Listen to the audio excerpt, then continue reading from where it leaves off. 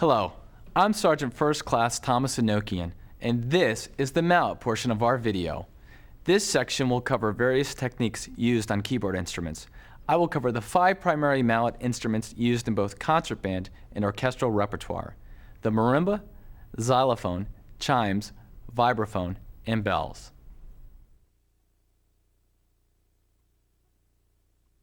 The marimba is the perfect instrument to start with.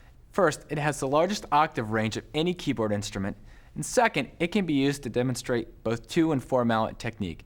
And finally, since it is the largest of the keyboard instruments, you will find that it is much easier to transfer the skills discussed from a larger to a smaller keyboard instrument. Let's begin our marimba discussion with the understanding that you, the student, can read both treble and bass clef. If there is any doubt in your mind that you do not have this skill, please speak with your music director. And to the music directors watching, I strongly encourage you to teach your percussion students from a very early age the ability to read notes and rhythms.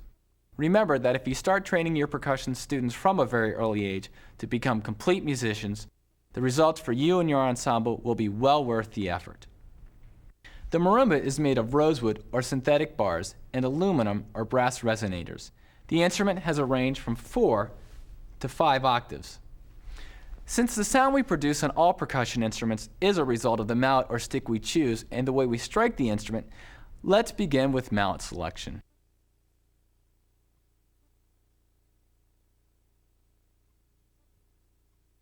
Most of our mallet choices for the marimba are going to consist of varying grades of yarn or rubber, and the shaft is generally either rattan or birch.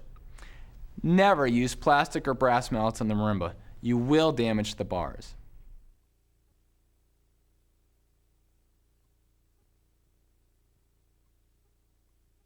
Once we have determined which mallets to use, let's discuss how to hold the mallets. The grip we use is similar to match grip on snare drum. We hold the mallets loosely between the thumb and first joint of the index finger to create our fulcrum. Let the other 3 fingers wrap around the mallet lightly, not to inhibit the movement of the mallet. Remember that everyone's hand and finger sizes are very different, and you may find that you have to adjust your fulcrum to meet the needs of your hand. Face your palms downward and make sure that both your left and right hand have an identical grip. Although the keyboard grip is similar to snare drum, the striking response is very different. On snare drum, the tension of the head will allow the stick to rebound to its starting point, but on the keyboard, there is little to no rebound. In order to get the mallet back to the starting point, we must use our wrist. Since there is no rebound, wrist strokes are essential to great 2-mallet keyboard playing.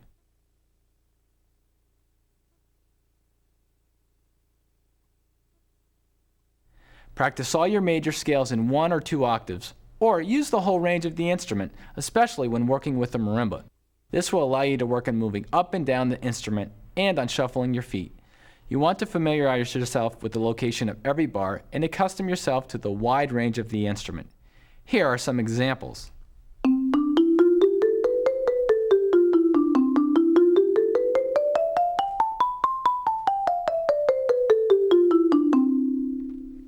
Scales don't always have to start at the bottom and go up. You can start at the top and come down. Listen. To add a variety to your warm-ups, you can play scales in different rhythms. Listen to this example.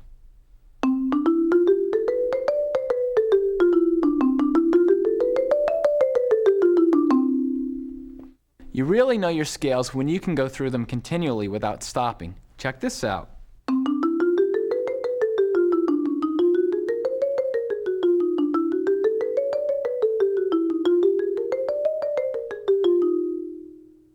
You can extend your warm-ups to include thirds and arpeggios.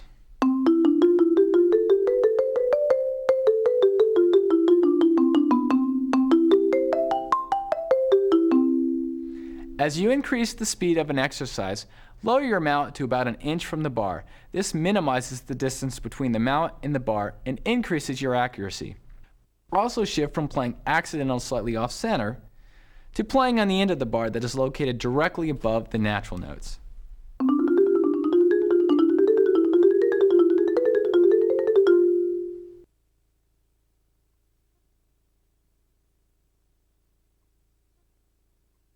Now that we have developed some basic 2-mallet skills, Let's cover one more topic before we move on to four-mallet playing. Let's discuss how and why we perform rolls. Rolls on percussion instruments are used to sustain the note. Percussionists do not have the same ability as brass or woodwind players to extend the length of sound by allowing air to pass through our instrument. So we replace the air circulation with an alternating hand movement known as a roll to sustain the sound of an instrument. Place your right mallet off center, closer to your body side of the bar, and hold your left mallet horizontal to your right mallet slightly off center, closer to the accidental side of the bar, and alternate moving your mallets. Strive for a roll speed that will allow you to sustain the pitch while working for a consistent sound between your hands. This is known as a single-stroke roll, and this technique can be used to roll on all the keyboard instruments. Practice your major scales with a solid roll to connect all the notes, and then a slightly separated roll between notes.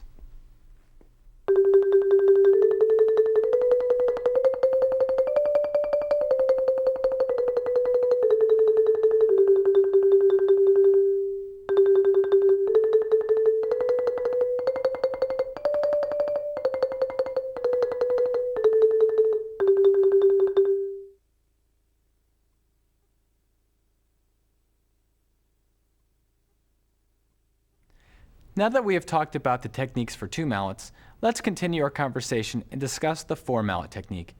There are other four-mallet techniques, but the most common is called the Stevens grip. I find that with most of the four-mallet parts that you will encounter throughout your band and orchestra experience, the Stevens grip will provide you with the maximum ability to expand and contract your mallets.